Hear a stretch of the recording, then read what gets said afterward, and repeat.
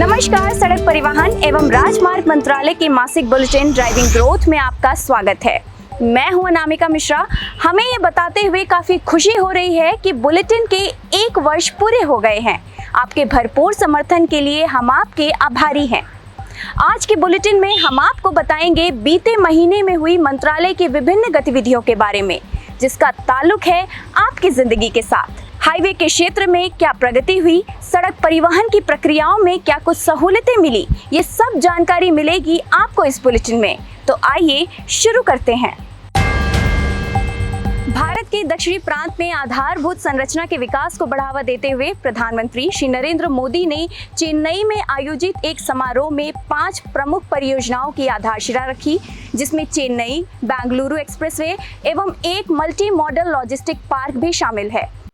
The Bangalore-Chennai Expressway will connect 2 key centers of growth. The 4-lane elevated road connecting Chennai Port to Mathuravail will make Chennai Port more efficient and decongest city traffic. Expansions of the Neraluru to Dharmapuri section and Minsuruti to Chidambaram. This section will have many benefits for people to boost the economic growth of the country, and with a vision to make Chennai Port a hub of economic development, the foundation stone for multi-modal logistic park at Chennai has been laid today. प्रधानमंत्री ने कहा कि इन परियोजनाओं से इस क्षेत्र में यातायात सुगम होगा और माल ढुलाई के काम में तेजी आएगी, जिससे आर्थिक प्रगति के नए आयाम खुलेंगे। इस अवसर पर तमिलनाडु के मुख्यमंत्री श्री M.K. स्टालिन और मंत्रालय के सचिव श्री गिरिधर अरमाने भी उपस्थित थे। श्री अरमाने ने मॉडल के माध्यम से प्रधानमंत्री को परियोजनाओं के बारे में विस्तार से अवगत कराया।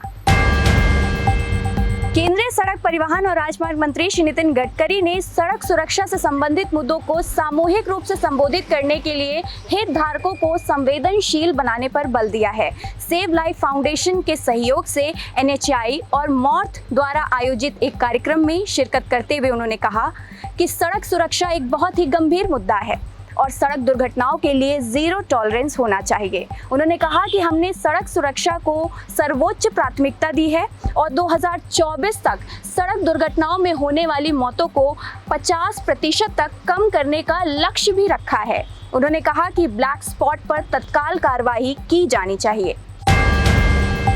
केंद्रीय सड़क परिवहन और राजमार्ग मंत्री श्री नितिन गडकरी ने दिल्ली के तत्कालीन उपराज्यपाल श्री अनिल बैजल और मंत्रालय के राज्य मंत्री जनरल VK सिंह के साथ दिल्ली क्षेत्र में लॉजिस्टिक्स और संबद्ध गतिविधियों को सुधारने के लिए NHLML के प्रस्ताव की समीक्षा की। NHLML की योजना न केवल दिल्ली में भीड़भाड़ कम करेगी, बल्कि बुनियादी ढांचा क्षेत्र में भारी निवेश के अवसर भी पैदा करेगी। इस अवसर पर दिल्ली के सांसद श्री गौतम गंभीर, श्री मनोज तिवारी, श्री रमेश बिधूड़ी, श्री प्रवेश साहिब सिंह वर्मा और श्री हंसराज हंस भी उपस्थित थे। मंत्रालय के संयुक्त सचिव श्री अमित वर्दान के नेतृत्व में एक भारतीय प्रतिनिधि मंडल ने शंघाई सहयोग संगठन के सदस्य राष्ट्रों के परिवहन मंत्रियों की उज्बेकिस्तान के खीवा में आयोजित बैठक में भाग लिया। अपने स्वागत संबोधन में श्री वर्दान ने परिवहन संपर्क में सुधार के लिए सभी सदस्य राष्ट्रों के साथ मिलकर काम करने की भारत की प्रतिबद्धता को दोहराया। इस अवसर पर मंत्रालय के निदेशक श्री परेश गोयल भी उपस्थित थे।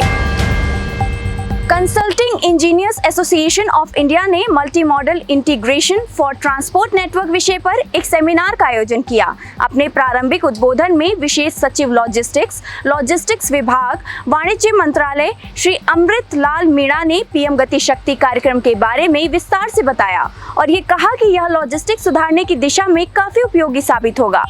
मॉर्थ के संयुक्त सचिव लॉजिस्टिक्स श्री SP सिंह ने मल्टी मॉडल लॉजिस्टिक्स सुविधाओं और PM गति शक्ति कार्यक्रम के तहत मंत्रालय के विभिन्न पहलों पर एक विस्तृत जानकारी प्रस्तुत की। उन्होंने कहा कि मंत्रालय देश में लॉजिस्टिक दक्षता में सुधार और इसकी लागत को कम करने के लिए अनेक कदम उठा रहा है।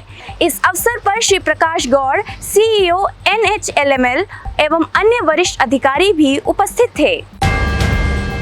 मॉर्थ मार्क ने विभिन्न प्रकार के वाहनों की असीमित देयता के लिए थर्ड पार्टी इंश्योरेंस के बेस प्रीमियम को अधिसूचित कर दिया है। कुछ वर्गों के वाहनों के लिए थर्ड पार्टी बीमा के प्रीमियम पर छूट भी देने का निर्णय लिया गया है। शिक्षण संस्थान बसों के लिए 15% की छूट प्रदान की गई है, जबकि विंटेज कार के रूप में पंजीकृत निजी कार को प्रीमियम में 50% की रियायत दी गई है।